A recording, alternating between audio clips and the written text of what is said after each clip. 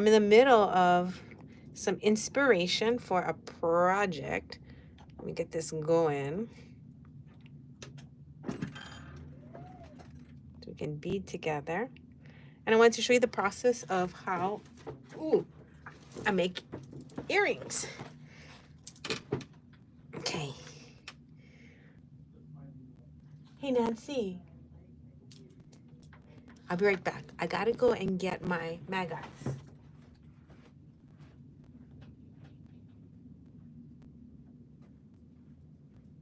I can't see super teeny tiny wire wraps without this. Now, I'm hoping that these earrings turn out really well. And if you've come and watched me in other midnight lives, usually there's a very happy ending to my projects where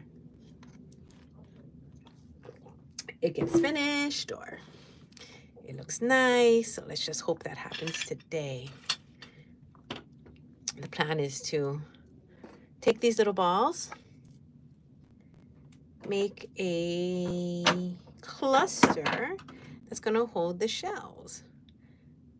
So I am live, so if you want to chit chat with me and ask me any questions, please do. I'm planning on doing a class with making your own jump rings, making your own little head pins, and hammering out these super cool soldered rings so you can make your own designs and patterns. But that's just all dependent on how nice these earrings turn out to be. How's everyone today? I am in Honolulu, Hawaii. So I'm marking my plier right now with a Sharpie pen. This is a very important tip. If you want to make all of your loops the same size, I would highly recommend doing that. Now, when you're making all your wire wraps, the other thing you can do is it's like a automated process of the same movement over and over. So I'm just gonna make all my angles. Just only do one side of the earring because if it's yucky, then at least we wouldn't have done both sides. I'm gonna make big wire wraps, well, on the bigger side. The reason I'm doing this is I think that the negative space that it's gonna look like and provide is gonna be very nice to look at. We'll see. Again, whenever you're designing the first piece, it's the hardest. Copying it once it's done and you like the proportions and everything, that's the sweet spot, right? That's when you're like, oh my God, that was fun. But initially, and I don't know if you're out there and you totally agree, if you do, comment and let me know that the initial design on anything it's the hardest. It's actually for me the most fun too, because there's no such thing as a mistake. It's only learning opportunities.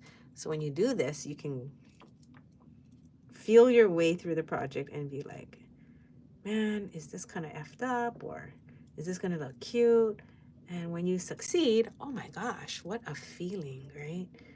All right, I have to actually go and check some micro cords in, so I gotta be kind of fast today, and then I'm gonna go double check some orders. We have a retail store. We've been here for 26 years, and now we have an online store. So I kind of jump between two different jobs, like working on online orders or working on with customers or something. What kind of jobs do you guys have? And do you like the flexibility of it? Talk to me. Nancy. I'm always like, talk to me, somebody. It's a very lonely career, talking to a screen.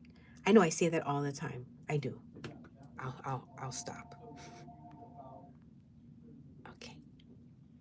So now we have all of our clusters. One thing I hope you also realize is once you start beading, things go quickly.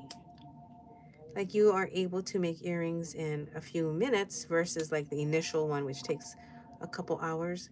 A lot of it is just finding shortcuts, but it does take some time to practice and feel your way through it. I think it's like cooking. Okay. So guess what? I'm so crazy. I didn't put it on the ring. So this first one is gonna have to go on an open jump ring. Let's see if it fits. I was supposed to wrap it on the ring. I was so excited. I didn't. What do? Just keep going.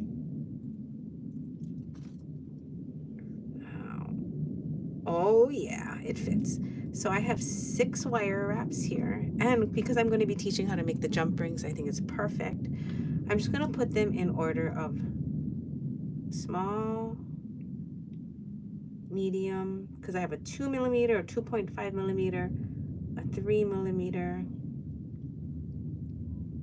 And I'll do the same. Small, medium, large. And let's look at it. Oh, I like it. Actually, I think it actually needs a couple more, but we can decide that in a second. Now this is a mother of pearl shell.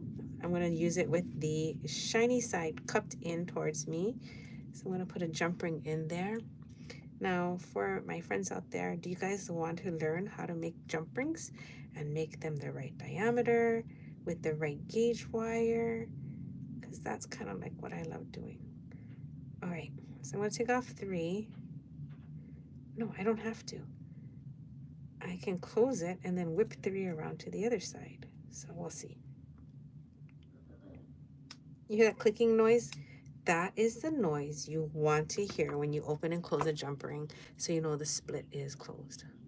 1, 2, 3, go on the other side. So this is the potential of my earring right here. And let me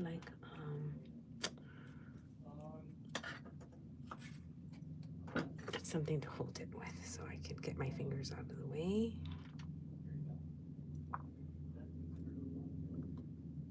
I think it needs more.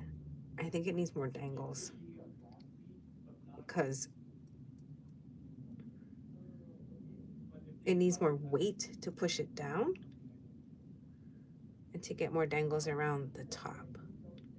I could also hang some dangles on the jump ring this way. Ooh, that would be cute. Okay, so I'll do 3 more.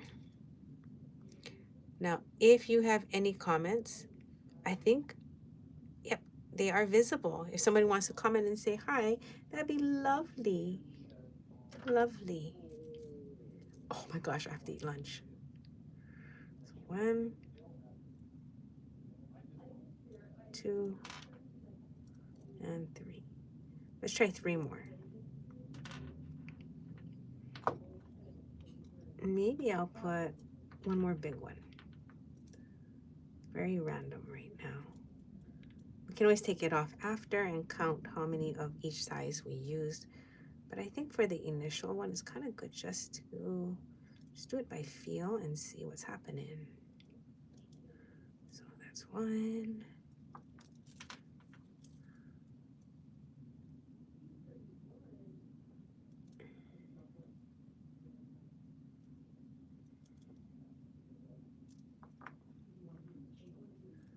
So I woke up this morning and I was wanting to talk about the healing aspects of beading. About the mind frame it puts you in, about finding that groove when you're in that pocket.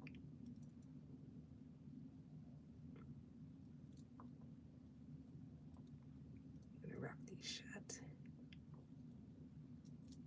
How keeping your hands busy and your mind active is so healthy. And all the decisions you have to make, I think that teaches confidence as well.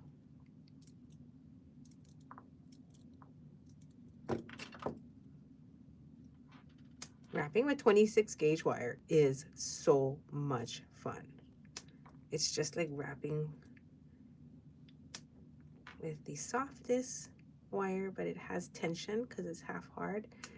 I love it. Okay, I'm gonna put 1 ball on here first. It's a 6 millimeter jump ring. Sizes actually are not going to be helpful to you because depending on what kind of shell you use, that will determine. Oh my God, that's cute. Okay. Then maybe it doesn't even need a cluster. We shall see. We shall see. So I'll put one more on this side. It's kind of funny. It actually doesn't matter which side I put it on because all of these can rotate around the ring completely. I don't know if that's a good thing or a bad thing yet. We undecided. I'll just put one on the other side. Okay. Oh, I think that's cute. Now, when you put it down, it's going to sit on the little balls. But when you hang it downwards, it should not. It's going to be more 3D. How can I show that to you so you can see? Can I tip it?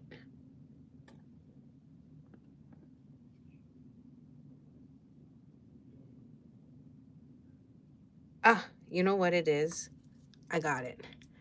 I'm going to change that jump ring to a longer one and see if that fixes the design. Not a longer, but one with a larger diameter.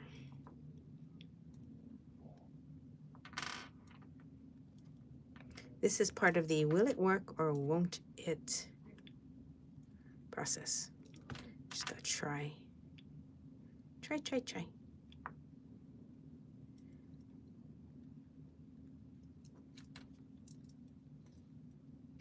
Whoop.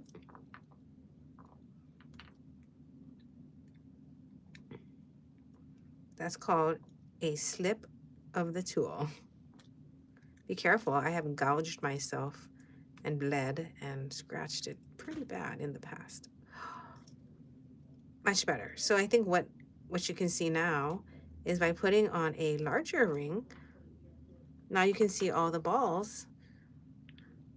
Oh, now you can. Now you can see all the balls. Oh, that's cute. So if I put a longer ring here, that might even be cuter. All right, let's try that. Now comes the, it's not a problem, but we have to make our own jump ring because that won't fit. So we have to find a piece of wire that will go inside that hole. Okay, then we get a plier that is larger than this. Not a little, just a little, because we don't want a huge jump ring.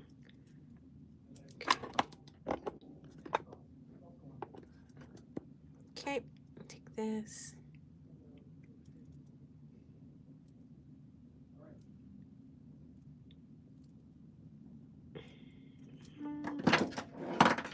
You want to use a really good flush cutter to cut one side and the other.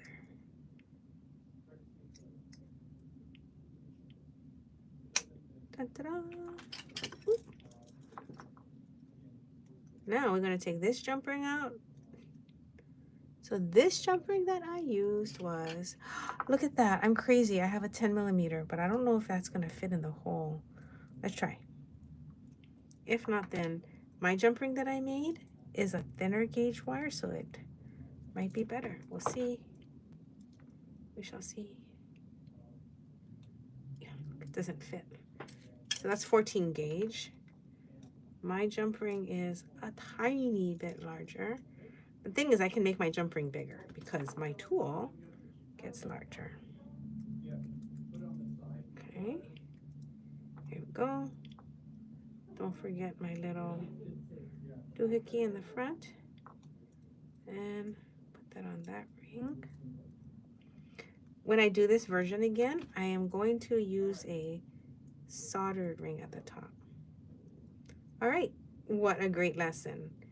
Now we know that if you want all your balls to show, you have to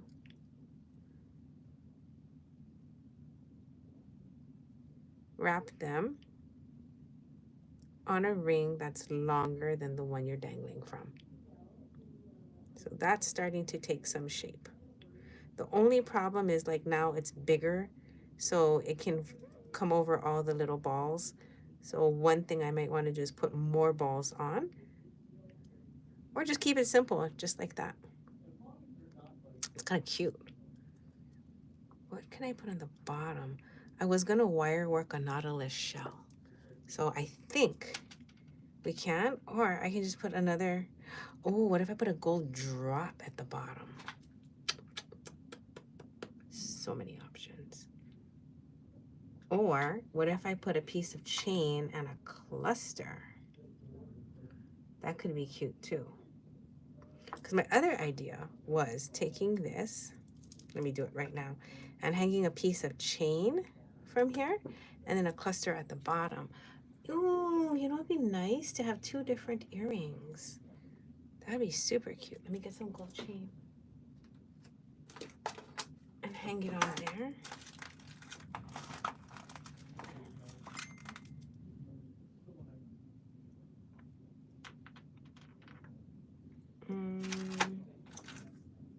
Something more simple.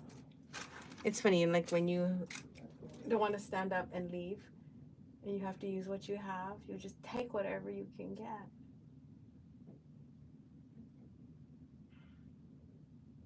I know I have some gold chain.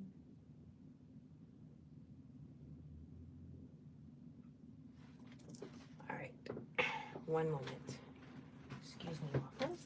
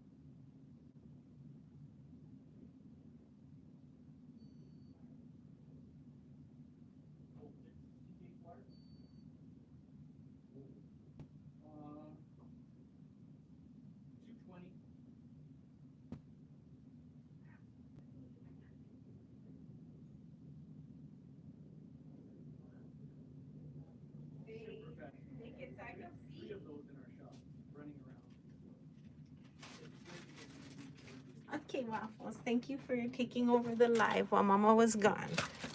Okay, so I found some gold fill chain. Just gonna cut it and hang it on. Now, if you're like, oh, how long do you cut it? I don't know, maybe like that much.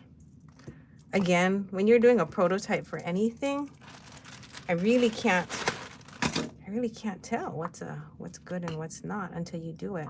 Then once you make it your first one, you can say, oh, that does not look as good as I thought it would, and then change it out. Just close this.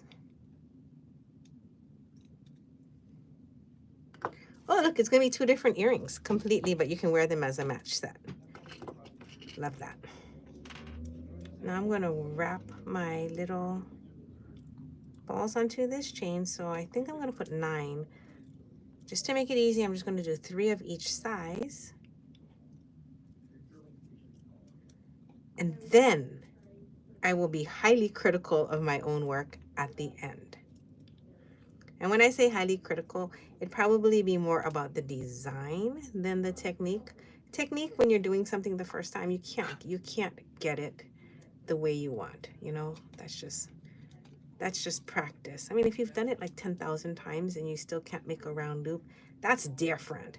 But I think with design and balance, making it look harmonious, do the metal colors work with it? I mean, you only know once it's on there, to me. I think the other problem I have is I don't always have enough time. And because for me, the process of beading is healing, I don't want to not do it. I realized at this age, I can't wait for the perfect conditions. I can't wait till the laundry is done. I can't wait till my dishes are clean. Can't wait till Waffles' hair is off the floor to then say, now is my time. Because if that's what I'm waiting for, geez, Jesus Louise. That's like once every freaking year, all of those conditions are right to bead. So, since that's the case, and I know that this makes me feel confident, it makes me feel smart, making things makes me feel unstoppable. The nicest part is like I do it for me, right? Like when you're beading and you do it for yourself, it doesn't matter what other people think or say. It does to me in one sense. If I'm teaching it, then I want it to work. I don't want your jewelry to fall apart.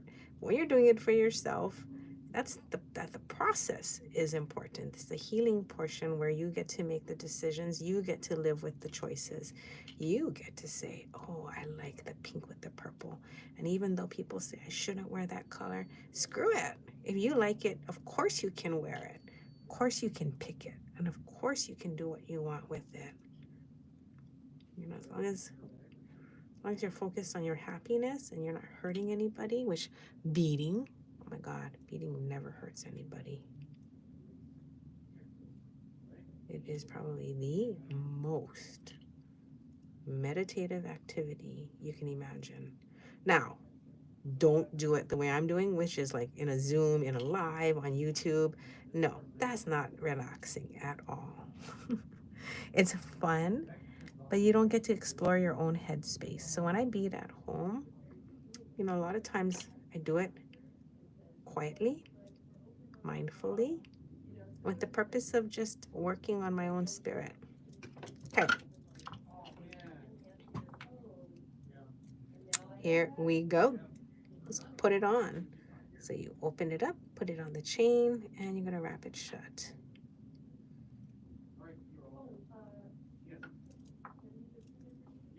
I'm not gonna cut all those ends off until I'm done, because then I can pick up the cutter one time. Otherwise, I'm gonna pick up that cutter and the tools so many more times that I want to not. Now, I made the loops the same. Oh, look at that. I just yanked this ball off the head pin. Done. So that sucks.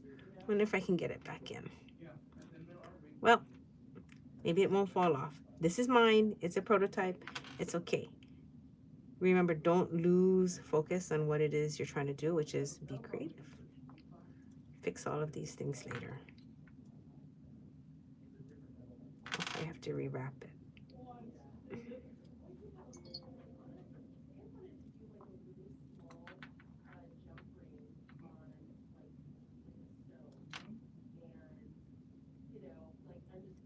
So the size of loop that I made on this was the same size I made here.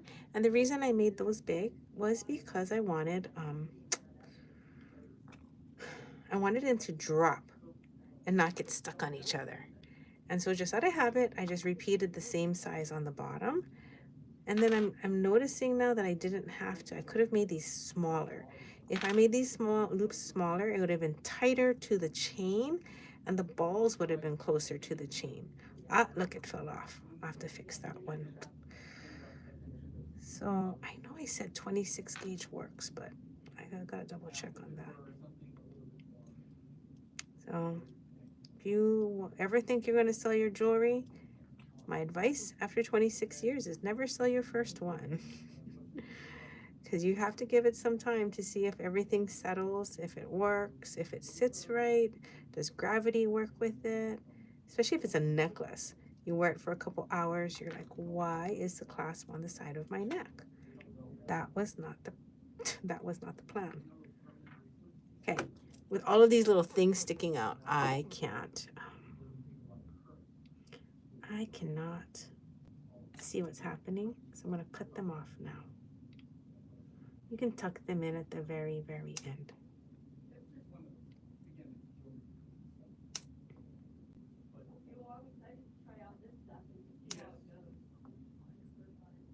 This one doesn't have a bead.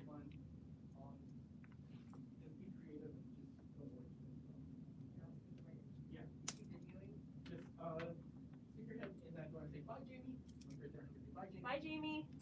Bye, Serena.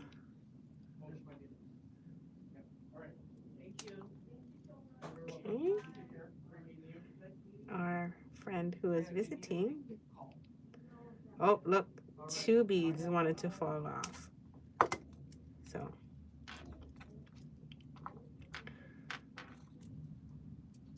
I have 1 falling off, 1 that fell off. So I'm going to wrap those back. So what you can do is either this bead, the hole was a little too big, or the head pin was a little too small. I'm not sure, but I'm gonna just keep going.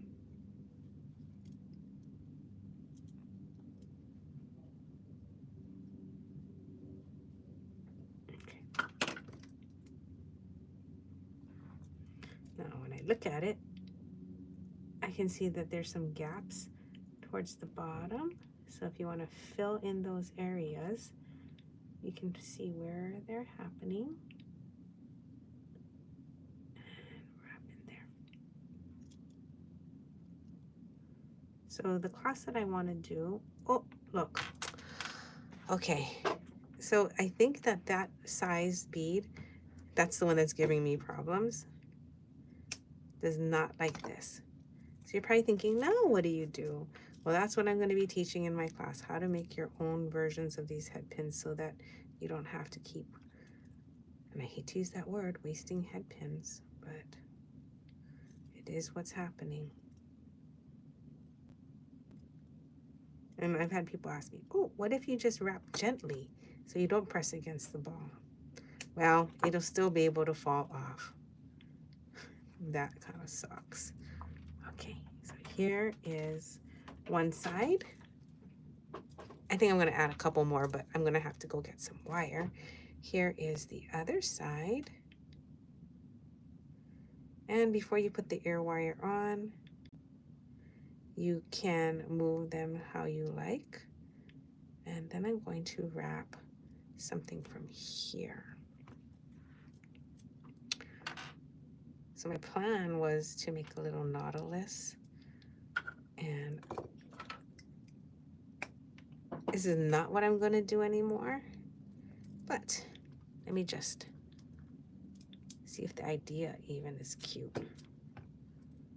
Just a tiny, because again, will it work or won't it, right?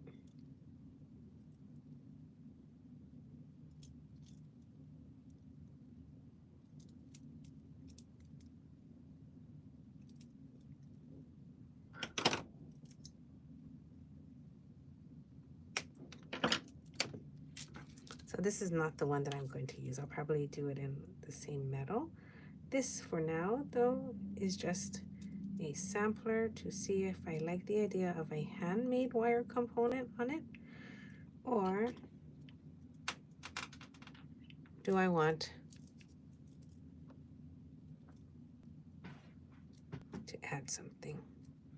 Okay, it's looking pretty cool. I enjoyed it. Thank you so much for joining me while I work on my samples.